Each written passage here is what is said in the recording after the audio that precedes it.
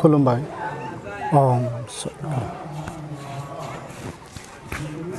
गिबियावनो ब्रह्म गियान नायगिरि साफ्रोमबो आइ आफामोननिसिम बे समाव अननाय सिबिनाय खुलुमनाय आरो गाहाम अनसायनायखौ जासिग्रोबाय। बे समाव जोंनि गेजेराव दङ उदालगुरि जिल्ला ब्रह्म धोरोम आफादनि बारग' गाहाय नेहाथारि गकुल चन्द्र ब्रह्म बे आफाया जोंनि बे दिनैनि सावरायनाय हाबाफारियाव जोङो बिथांखौ सासे सावरायगिरि महरै जोङो मोननो हादों। दा बे आफानिफ्राय जोङो मिथिनो नाजागोन बिथाङा उदालगुरि जिल्ला ब्रह्म धोरोम आफादनि माबे समाव बिबान लानानै हाबा मावबोदोंमोन आरो नैबे समाव दिनै रबिबारनि मोनसे नैबे उदालगुरि जिल्ला ब्रह्म सेबा आश्रमाव मोनसे रबिबारनि मोनसे हाबाफारि मेहेरगोनां हाबाफारि जादों। दा बे समाव बे हाबाफारिनि सोमोन्दैबो बे आफानिफ्राय जोङो गुवारै मिथिनो नाजागोन। गिबियावनो मानिजाथाव उदालगुरि जिल्ला ब्रह्म धोरोम आफादनि बारग' नेहाथारि गकुल चन्द्र ब्रह्म आफानिसिम दिनैनि बे सावरायनायाव गावनि बेसेन गोसा समखौ दान्दिसे होनायनि थाखाय बे आफानिसिम गिबियावनो खुलुमनाय आरो सिबिनायखौ आङो जासिग्रोबाय। खुलुमबाय। दा उदालगुरि जिल्ला ब्रह्म धोरोम आफादा मोनसे मोजां हाबाफारि लानायखौ नुनो मोनबोबाय थादों। नैबे दानसेनि गेजेराव आफामोनहा मोनफ्रोमबो रबिबाराव नैबे हाबाफारिखौ लादों यज्ञनि। बेयाव माबोरै मानि थाखाय बे हाबाफारिखौ लाबाय थानाय जादों? गिबियावनो ब्रह्म गियान चेनेल दैदेनगिरि बाबानिसिम रोजा रोजा साबायखर बावनाय थाबाय। दा नैबे उदालगुरि जिल्ला ब्रह्म सेबाश्रम बैख्रिगुरि बे जिल्ला मन्दिराव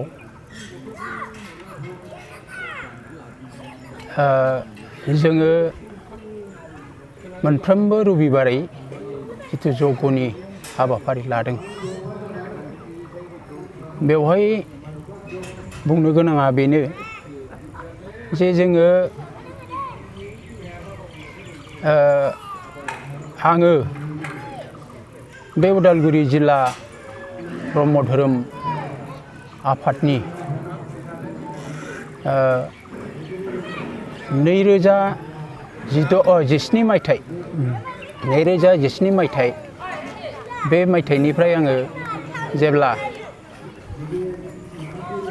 रौतायाव मिरु आफादनि जथुम्मा जादोंमोन, बोसोरारि जथुम्मा जादोंमोन, बेवहायनो जोंनि जिल्लानि बोसोरारि जथुम्मायाबो जाफादोंमोन आरो बेहायनो आंखौ उदालगुरि जिल्ला ब्रह्म धोरोम आफादनि गाहाय नेहाथारि हिसाबै सायख'नानै लादोंमोन।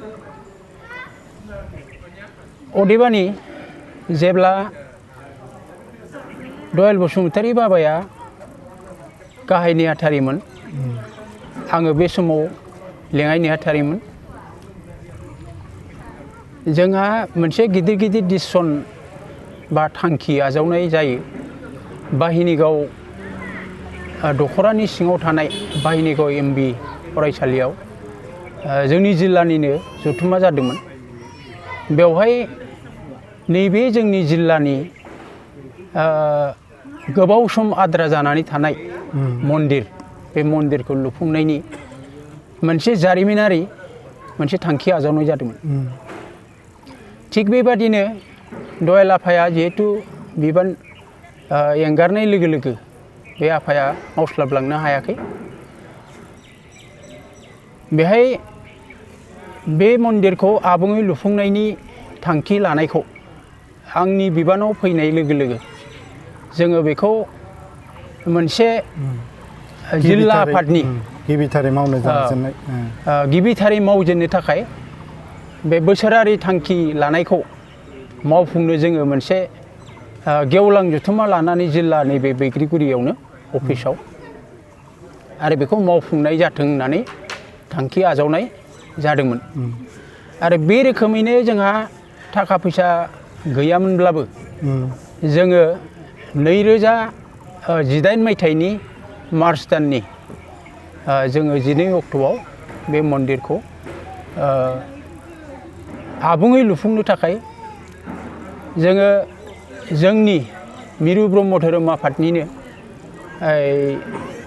गाहाय फोसावगिरि मानिजाथाव आफा मनरन्जन ब्रह्म बे आफानि आखाइजोंनो जोङो मस्लाखौ जोङो होजेननानै मावफिननो थाखाय जोङो खामानिखौ जागायदोंमोन आरो जागायदों। दा बेबादिनो जोङो रां राहा गैयाब्लाबो जोंहा खाफाला मोजां, जोङो बाहिनिगाव आन्सलिकनिफ्राय फ्राय 1 लाखसो रां जोङो आखायाव मोननानै बे खामानिखौ आवगायग्रोनाय जादों। बेवहाय आङो बाहिनिगाव आन्सलिकखौ आरो लोगोसे बिबानगिरि आफामोनखौ, रायजो राजा आफामोनखौ आं रोजा रोजा साबायखर बावो। थिग बेबादिनो जोङो 2018 मायथाइनिफ्राय जोङो बे खामानिखौ माने आन्थोर जुवाजासे मावनानै जोङो 2021 मायथाइनि मार्च दानाव जोङो बेखौ फोजोबनो हादोंमोन। दा दिनै जोङो बे जिल्लानि जिथु सेबाश्रम बेवहाय जोङो मानो प्रत्येक बा खेबफ्रोमबो रबिबारै मानो जग्य होनो लादों होनना बुङोब्ला जोंनि गुबै जाहोना बेनो, दिनै जोङो जिल्ला आफादनि रायजो राजा आइ आफामोननि बा दखरा आफादफोरनि आइ आफामोननिफ्राय बिसोरनि देहानि थैखौ गोलोमदै खालामनानै खामायनाय बा आरजिनाय बे थाखाखौ बे मन्दिरनि मुङाव अनसुंथाइ हरनानै जोंखौ जिथु आबुङै बे सिबिसालिखौ बा मन्दिरखौ जाफुंसार होबाय।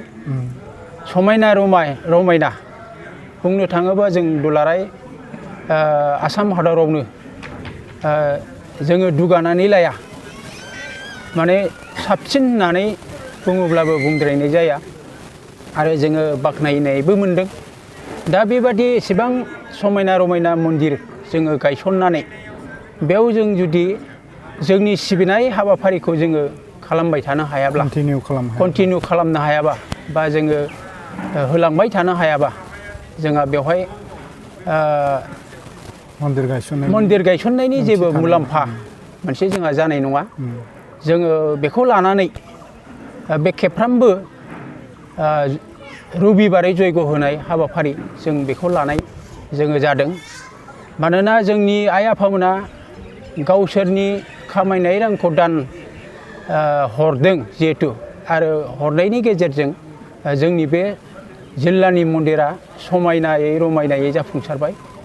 बे मन्दिरखौ जोंनि भक्त आइ आफामोना सोरबा नुदों सोरबा नुवाखै। नैबे प्रग्रामनि गेजेरजों खेबफ्रोमबो देवबारै जयग' होनायनि गेजेरजों जोङो मोनसे नुहोनायनि जों राहाखौबो खालामनो हादों। आरो जोङो जोंनि गेजेराव मोनसे खाथि सोमोन्दो बे जग्य होनायनि गेजेरजों जादों। आरो गाव गावनि रांखौ दान हरनानै दिनै मन्दिरा माबादि ओंखारदों, माबादि जाफुंसारदों, बेखौबो जोंनि आइ आफामोना दिनै गावनि मेगनजों ससैखादै नुफैदों आरो गोजोननायबो हयथ'बा मोनद्रायाखै नङा, मोनदों होननानै आं मिजिंथियो। दा गुबैयै बेनो, जोङो जोंनि धोरोमखौ फोसावनो थाखाय जों जिहेतु जिल्ला आफाद बा मिरु आफादा गुवार मोनसे पदक्षेप मोनसे हाबाफारि लादों। नैबेखौ जोङो नोजोर लाखिनानैनो जोंनि माखासे आइ आफामोना जोंनि गेजेराव ब्रह्म गियानखौ जिहेतु मोनजोबाखै, हयथ'बा दिनैनि बे देवबारै बा रबिबारै जिथु जों हाबाफारि लाबाय थादों, नैबेफोरनि गेजेरजों जोंनि आइ आफामोना ब्रह्म गियानखौ मोननो हागोन। जोंनि ब्रह्म धोरोमनि सोमोन्दै गोथौयै आरो गुवारै आइ आफामोननि जोंनि फोसावगिरि बा जोंनि दिक्षा गुरु आफामोननिफ्राय मोजाङै खोनासंलांनानै बुजिगोन आरो गावनि धोरोमनि जिथु गोथौ ओंथिफोर बेफोरखौ मिथिनानै बा बुजिनानै लानो हागोन। बे ओंथियैनो जोङो प्रत्येक देवबारै जयग' होनाय हाबाफारि बे हाबाफारिखौ लालांबाय थानो होननानै जोङो थांखि लानाय जादों आरो जोंहा दिनै थामथि खेब हाबबाय। जोंहा बेनिफ्राय थामथि खेबनि उनाव जोंहा ब्रैथि बाथि बेबायदिनो जोंनि देवबारै जयग' होनाय हाबाफारिया खेबफ्रोमबो रबिबारै जयग' होनाय हाबाफारिया जालांबाय थागोन। आच्छा बेनि अनगायैबो बाबा मोनफ्रोमबो रबिबारनि अनगायैबो बेवहाय सानफ्रोमबो नित्य जग्यआथ' जायो फुंनि बेलासिनि नङा होमबा? जायो। औ आरो बेनि अनगायैबोथ' पुर्निमा अमाबैसानि जग्य थाबाय। औ दा बेफोरनो बेबायदिनो माने उदालगुरि जिल्ला ब्रह्म सेबा आश्रमाव बेबायदिनो गोबां जग्यनि हाबाफारि लाबाय थानाय जायो। दा पुर्निमा अमाबैसायाबो थाबाय बेनि अनगायै बोसोर गोदाननि बेबायदिनो गोबां फुंनि बेलासिनि जोंहा नित्य जग्यआबो सोलिबाय थायो। बेनि अनगायैबो दायो मोनसे गोदान हाबाफारि उदालगुरि जिल्ला ब्रह्म धोरोम आफादा आजावनानै लादों। बेनो जाहैबाय मोनफ्रोमबो रबिबाराव प्राइमारिफोरनिफ्राय बे सेबा आश्रमाव जग्यनि हाबाफारिखौ लाबाय थानाय जायो। अदल बदल सोलाय सोल' खालामनानै गोबां प्राइमारिफोर दङ उदालगुरि जिल्लानि सिङाव। दा बिथांमोना मोनफ्रोमबो प्राइमारिया नैबे सेबा आश्रमाव जग्यनि हाबाफारिखौ लाफैयो। दा माबायदि बाहागो लाफैदों बे थांनाय समफोराव प्राइमारिफ्रा नैबे रबिबारनि हाबाफारियाव बेखौ एसे फोरमायगोन नामा आफाया? बेवहाय आंनि नुनायाव आं जिहेतु सेथि खेबनिफ्रायनो आङो बे रबिबारै जयग' होनायाव बाहागो लाफादों। नुनायाव जोबोर साक्सेस होननानै बुंजायो, जाफुंसारदों होननानै बुंजायो। जों जि उद्देश्यखौ लानानै जों बे रबिबारै जयग' होनाय हाबाफारि लादों बेयो जोबोरैनो साक्सेस। सेथि खेबनि जितु बाहिनीगाव हाफागाव सेथि खेबाव बे प्राइमारिया गोलैदोंमोन। जोङो नुनायाव बा आं नुनायाव बेवहाय गोबां फ्राय 300सो भक्त आइ आफामोना बाहागो लादोंमोन। बेनि नैथियाव बाहिनीगावनिनो मोनसे प्राइमारिया बाहागो लाफैदोंमोन। बेयावबो नुनायाव जोबोर माने गाजा गोमजायै जोंनि भक्त आइ आफामोना बाहागो लाफैदों।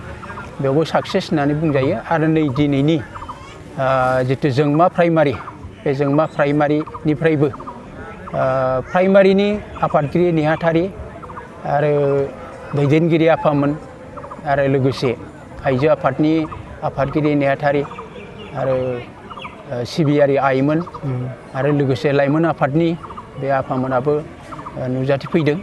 बेवहाय जोङो जिल्ला आफादनि जानानै जोबोर गोजोनदों। आरो बेवहाय जों जिल्ला आफादनिफ्राय जों रायलायदों जे जाफुंसारदों होननानै जोङो सानदों आरो रायलायदों। दा मोनसे खोथा उदालगुरि जिल्ला ब्रह्म धोरोम आफादनि बेयो मोनसे जोबोद मोजां हाबाफारि। दा बेखौ आवगायजेनदों उदालगुरि जिल्ला ब्रह्म धोरोम आफादा। गुबुन जिल्लाफोराव बेफोर हाबाफारिया बरहाय दासिम जाथ'वाखै। दा बेखौ लानायनि उद्देश्यआ ओरैबायदिबो नामा आफा, जिहेथु गोबां साख्रि मावनाय भक्तफोर दङ नङा होमबा? गोबां भक्तफोरा साख्रियाव बेस्थ' आरो गोबां फरायसा फरायसुलि उन्दै उन्दै गथ'फोर दङ। बिथांमोनाबो पुर्निमा अमाबैसायाव बे जग्यनि हाबाफारिफ्राव मोना, जायनि थाखाय बे हाबाफारिखौबो लाफानाय बेबो सरजाबफायो नामा? नंगौ। सानडेनि जितु प्रग्राम जोंनि जितु ब्रह्म धोरोमनि तिथि बा फालिनां सानफोर बेयो फ्राय पुर्निमा अमाबैसा बा नित्य नैमित्तिक जोंनि फोरबोफोर दङ। बेयो बन्द सान गोलैयैलाय जोंनि गोबां फरायसुला फरायसुलि भक्त आरो लोगोसे जोंनि गेजेराव गोबां साख्रि मावनाय आइमोन आफामोन दङ। बे आइमोन आफामोना बन्द बाराय बा देवबार बा रबिबार बारायाव गोग्लैयैलाय गोसो थाब्लाबो जोंनि आइ आफामोना बाहागो लानो हाया। जोंनि उन्दै उन्दै बिदा फंबाय बिब' बिनानाव फरायसुला फरायसुलिफोर दङ, साख्रिआवलाफोर दङ, बिसोर बाहागो लानो मोना। हाया गाव गावनि बेक्तिगत खामानि दामानिनि थाखाय दा बेखौ नोजोर लाखिनानैनो जोङो सानलाय हलाय खालामनानै जोङो बोरैहाय जोंनि साख्रि आवला गोरों गोरा जायफोर इन्टेलेक्सुयेल दङ नैबिसोरखौ जों बोरै बाहागो लाहोनो हागोन मा खायदा मा राहायै बेखौ सानलायबाय थानायनि गेजेरावनो जोंनि फोसाव आफादनि आरो गागि आफादनि गोबां दैदेनगिरि आफामोना मोनसे बे लामाखौ थांखिखौ लानो गोनां जादों जे जोङो प्रत्येक बा खेबफ्रामबो जोङो देवबारै जुदि जोंनि बेबादि मोनसे पारमार्थिक खामानि बा इसोर सिबिनाय खामानिखौ लायोबा आरो लोगोसे बे सानखालि जोङो जोंनि जिल्लानि मेल मिटिंखौ लायोबा जोंनि भक्तफोरजों लोगोसे जायफोर अफिसफ्राव बा जायफोर मावख'फ्राव खामानि मावदों बिसोरबो बाहागो लानो हागोन जिहेथु सुटिनि दिन नालाय सुटिनि दिन हिसाबै बाहागो लानो हागोन आरो जोंनि बिसोरनि साननाय हनायखौ जोंनि गेजेराव बिसोरबो जों शेयारिं खालामलायनो हागोन खाबु मोनगोन नैबे मिजिंखौ लानानैनो जोङो देवबारै जिथु जगनि हाबाफारि लानाय बे हाबाफारिखौ लानाय जादों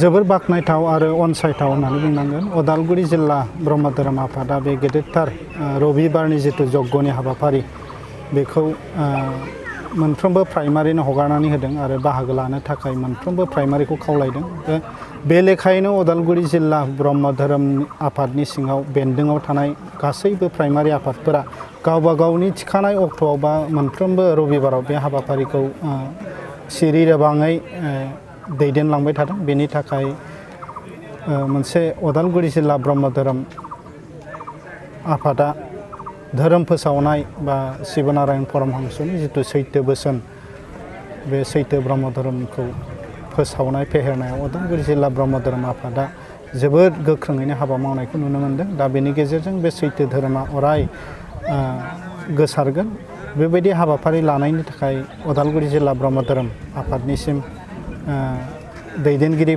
आफामोननिसिम आइमोननिसिम गोरबोनि साबायखर थाबाय लोगोसे दिनैनि बे सावरायनायाव दान्दिसे सम होनायनि थाखाय उदालगुरि जिल्ला ब्रह्म धोरोम आफादनि बारग' गाहाय नेहाथारि गकुल चन्द्र ब्रह्म आथिखालनि उदालगुरि जिल्ला ब्रह्म धोरोम आफादनि लेङाइ आफादगिरि बे आफादनिसिम नैबे उदालगुरि जिल्ला ब्रह्म धोरोम आफादनि जिथु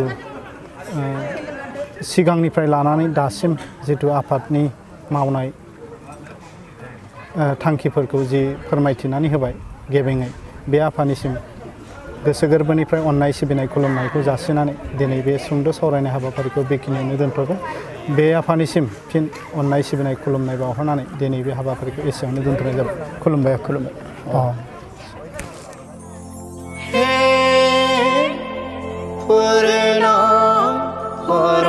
ब्रह्म